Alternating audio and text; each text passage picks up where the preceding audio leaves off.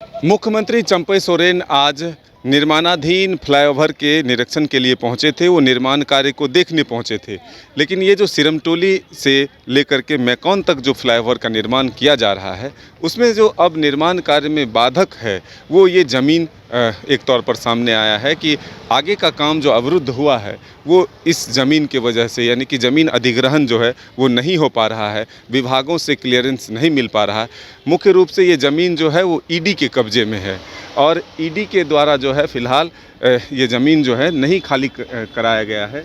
ये देखिए यहाँ पर एक बोर्ड भी लगा हुआ है, जो ये जो प्रवर्तन निदेशालय है उसके द्वारा जो है यह ज़मीन सीज किया गया है, जब्त किया गया है। और यहाँ जो है बोर्ड लगा हुआ है, यह खाली ज़मीन है, लेकिन फिर भी ईडी के कब्ज़े में होने की वजह से यहाँ जो है निर्माण कार्य रुक चुका है। इसके आगे जो है ज़रूर जेसीबी मंगाए गए थे निर्माण कार्य के लिए, लेकिन फिर भी विभाग के द्वारा रोका गया। पथ निर्माण विभाग के अधिकारियों से जब हमारी बातचीत हुई तो देखिए ये बड़े बड़े पेड़ जो हैं यहाँ पर काट कर रखे हुए हैं, इसे भी यहाँ से नहीं हटाया गया है। तो ये एक कोशिश हुई है यहाँ कि जो ईडी के कब्ज़े वाली ज़मीन है उसमें हाथ न लगाया जाए।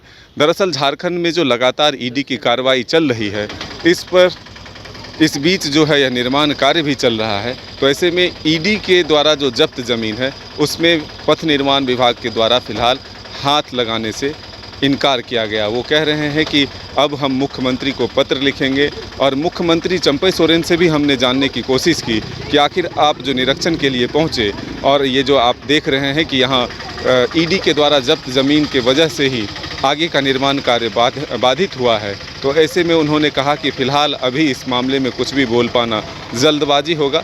हम विभाग के अधिकारियों से इस पूरी चीज़ों को दिखवाते हैं और फिर उचित कार्रवाई होगी, हम आगे बढ़ेंगे, रास्ता निकाला जाएगा, यानी कि निर्माण कार्य को आगे बढ़ाया जाएगा। तो अब मुख्यमंत्री ने कहा है कि हर हफ्ते इसका हम रिपोर्ट लेंगे। विभाग के अधिकारियों को हमने कहा है कि वो हमें बताए कि आखिर कब तक काम पूरा होगा और क्या बाधा है, यानी कि जो लक्ष्य है कि 2024 जुलाई तक इसे हैंडओवर कर दिया जाए, तो उस लक्ष्य को पूरा किया जाता है या नहीं। हालांकि जो विभागीय अधिकारी है उनके अगर बात को माने तो वो कह रहे हैं कि इस वर्ष के अंत तक जो है ज़रूर हैंडओवर कर दिया जाएगा।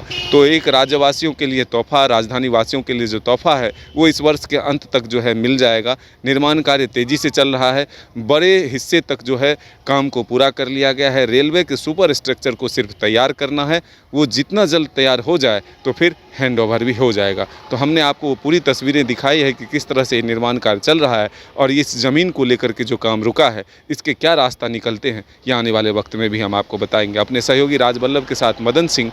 धनबाद और गिरिडीह का सबसे बड़ा डायग्नोस्टिक सेंटर आविष्कार डायग्नोस्टिक। यहाँ MRI 3 Tesla, fibroscan liver, CT scan 512 slice cardiac जैसी सारी जांच की सुविधा, पैथोलॉजी और एम्बुलेंस की भी सुविधा। बरगंडा गिरिडीह, बैंक मोड़ और सराय ठेला धनबाद। बच्चों को दिला रही है क्वालिटी एजुकेशन, तो अब धनबाद से बाहर जाने की जरूरत नहीं, क्योंकि धनबाद में ही खुल गया है DY पाटिल इंटरनेशनल स्कूल, जहां लड़कियों से नहीं ली जाती है एडमिशन फी। साथ ही इस साल एडमिशन लेने वाले स्टूडेंट को जब तक वो स्कूल में पढ़ेंगे तब तक ट्यूशन फी में मिलेगी 20% की छूट।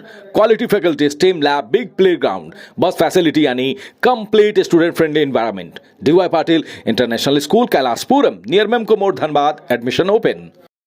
IIT जी नीट एस्पिरेंट्स के सपने को पंख देने आ गया है कंप्लीट सॉल्यूशन इंस्टीट्यूट। यहाँ है smart classroom, 1-to-1 doubt clearing session, ask the expert, video solution और भी बहुत कुछ। मतलब हम करेंगे आपको गाइड, बनेंगे आपके mentor. Foundation classes from class 6 onwards for your bright future. Visit complete solution institute.